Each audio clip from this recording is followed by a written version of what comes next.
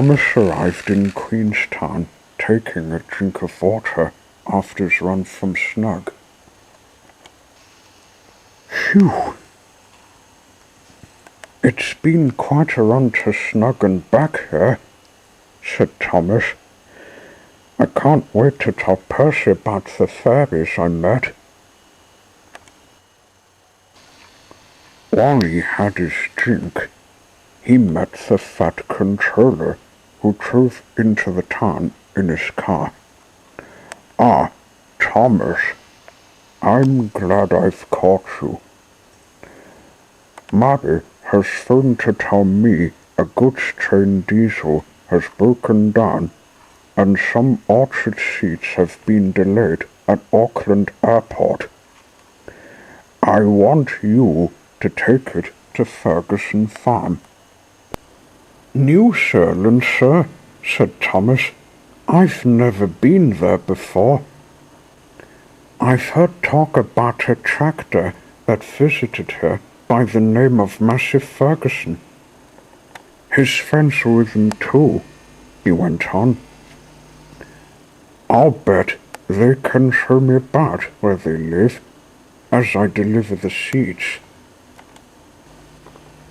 You'll have to take the boat that'll leave at 9 o'clock, so you'd better get an early start, said the fat controller. Thomas set off home to Tara.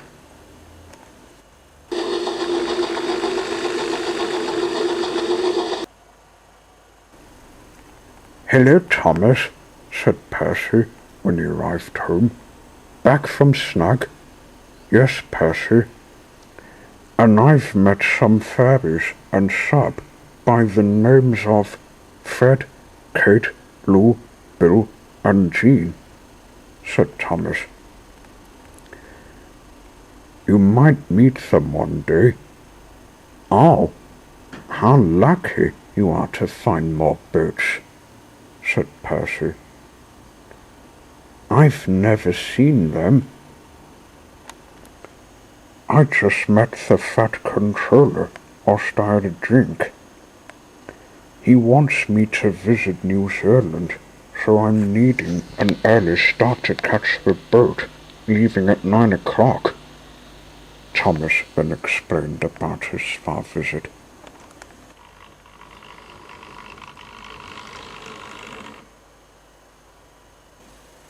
I've been there myself, said Rosie, who just came home. I hope you don't go on the mountains, Thomas. Massey rescued me from a turntable that wasn't working properly. It could have closed down for council's sake.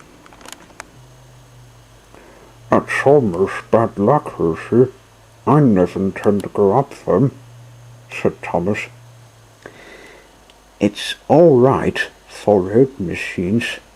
They've got roads. Rosie explained the other mountain part. I wish I could visit New Zealand too, but I'm to take your coaches, said Percy.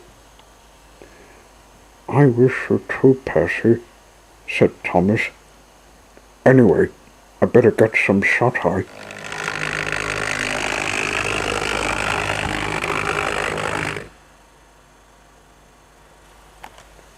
He slept, waiting for the time to leave for New Zealand. But he had a better idea. He saw the clock that said 3 o'clock. I might be earlier, but midnight is the time for me to leave, thought Thomas. It's night time here, and it's daytime in the other country. He asked his driver if he could leave at 12 o'clock, and when he said yes he could, he slept. When midnight came, Thomas got out of the shed. The Fat Controller told him to go to the boat in Devonport, so he had to tend it. But before he left the shed, he realized that perhaps it wasn't such a good idea. After all, the harbor would be closed, and he had to wait all night till the boat was ready. Well, if it wouldn't take the cake, I'm about to waste my energy to visit the harbor, exclaimed Thomas. I'll never go to New Zealand if I come to Devonport early. Never mind. I'll try the Tunnel of Adventures. That'll get me there. So he steamed into the woods instead of going to Devonport. There was the hidden tunnel mouth waiting as usual. New Zealand, here I come, chuffed Thomas.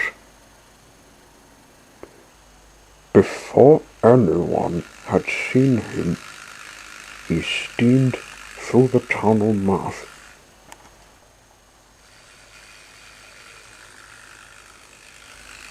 As soon as he went through it, he came to Auckland.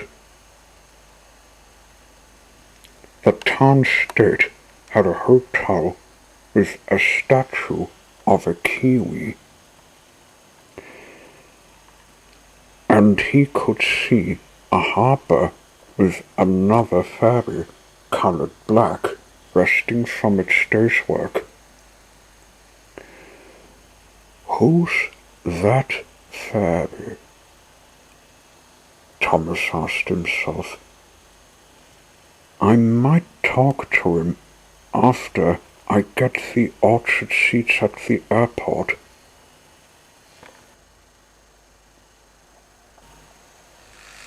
Thomas left the town looking for the airport.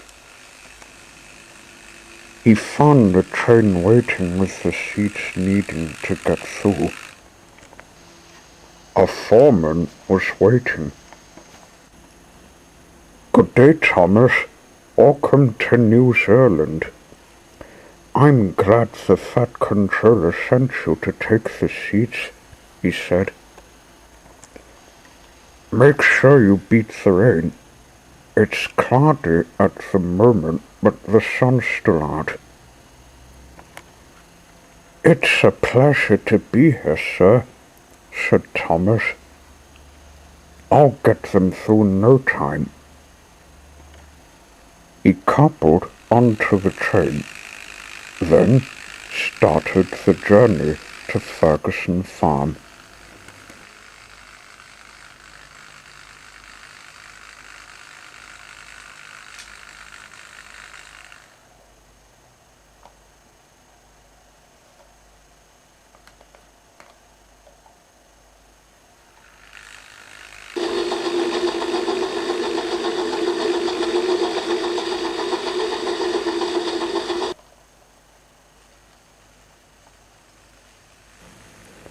By the airport, he passed a siding with the diesel who broke down. Hello, Diesel. You're the engine that broke down. I hope you didn't get the patcher of water here as well, said Thomas.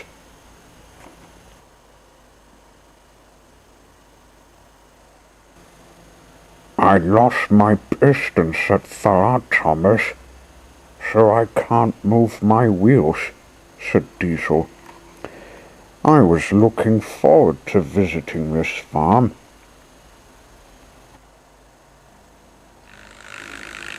Thomas went on his way.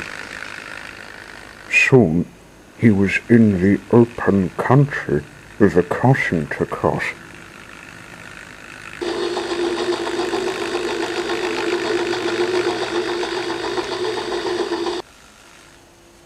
Around him were mountains standing tall, and shrubs were planted at the top for birds to make nests.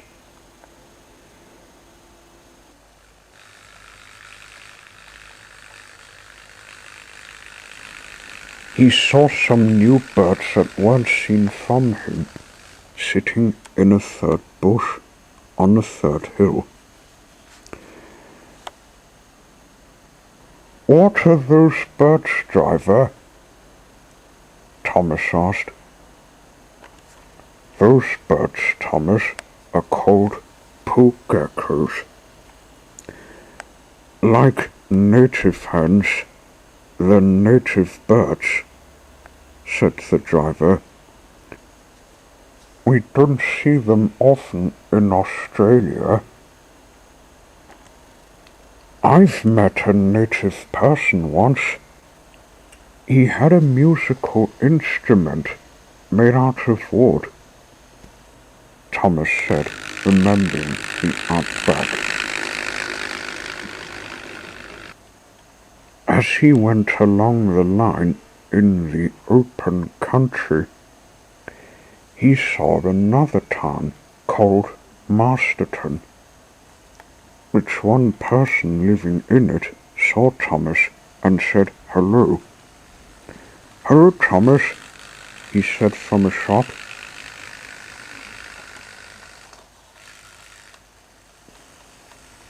Then he came to the high hills with turbine windmills. Wow! Look at the landscape, exclaimed Thomas. All the turbine windmills remind me of one on my branch line. I wouldn't like too many in it. All of a sudden, he caught sight of a quad bike speeding about the hills. She came shooting over the third one, heading straight for Thomas. Woohoo! Cried Thomas, taken by surprise. Oh no! Cried the quad bike, trying to avoid hitting the train. She swerved, hit a rock, then crashed in a bush. Bust my buffers, are you all right? Said Thomas. Ah, my steering axle broke, said the quad bike. I didn't mean to scare you. I was wanting to practice for quad bike rally that's coming in November. I'm Gracie, by the way, and you must be Thomas taking the seats to our farm. I am, said Thomas. I don't think you'll be practicing like that after your crash. We're both on this landscape of hills, and we almost had a fall down. I'll take her home. I'm finished with my milk delivery, said a milk tanker truck named Mrs. Milk. Sorry about the accident. I've seen it on my way up. That's all right, said Thomas. She'll have to be more careful on these hills.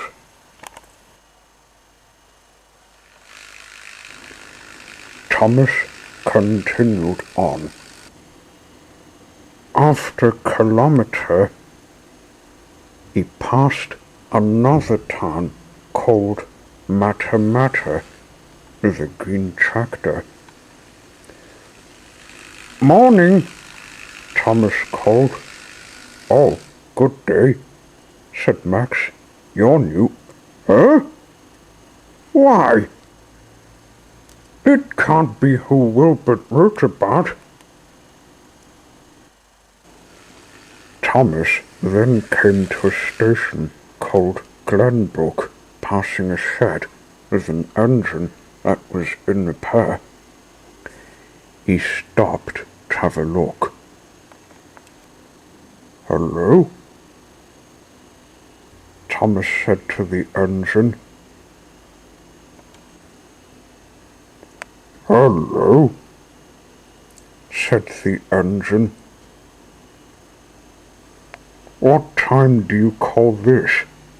You're late, and who are you?" "I'm Thomas. I know I run late, but what do you mean it for?" asked Thomas, puzzled. "I'm in a bad state of having no tank. It exploded, and a man was not happy with his visit, especially when he didn't want to ride a diesel because it can make anyone miserable. But he made up for his outburst and felt sorry for me, so supported with writing a letter," said the engine. "Oh, I'm sorry to hear that," said Thomas. "I hope you do get better." Thomas continued on still.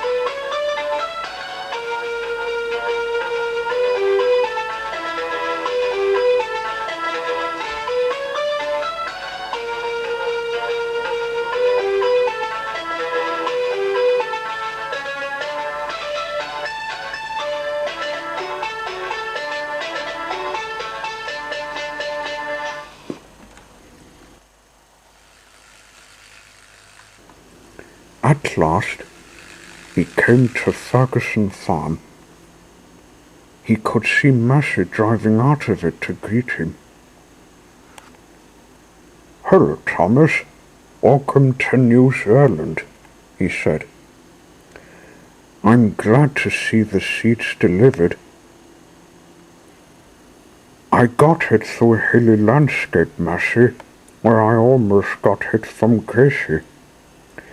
She was practicing for the quad bike rally, but she's damaged the steering axle, so she can't," said Thomas. "Oh, that's a shame. We were expecting some parts for ourselves in case we broke down," said Massey. Mrs. Milk came up with Casey, followed by Max Tractor.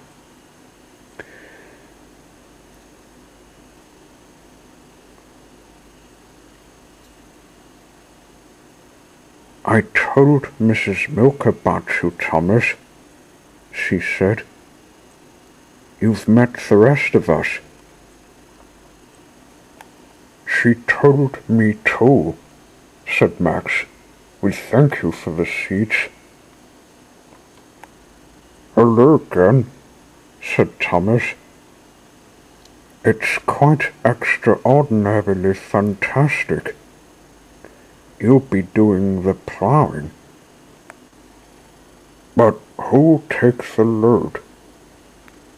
"I can take it," said a Ute. "I'm Butte the Ute. My friends say this job is important and going to town looking clean. Hello, you remind me of James. I think you make a great pair if he visits your country. By the way, may one of you show me round?" Thomas asked. "I've been around the world, but not New Zealand." "I can show you round," said Massey. "But I have to plant the seeds after Max finishes the plowing."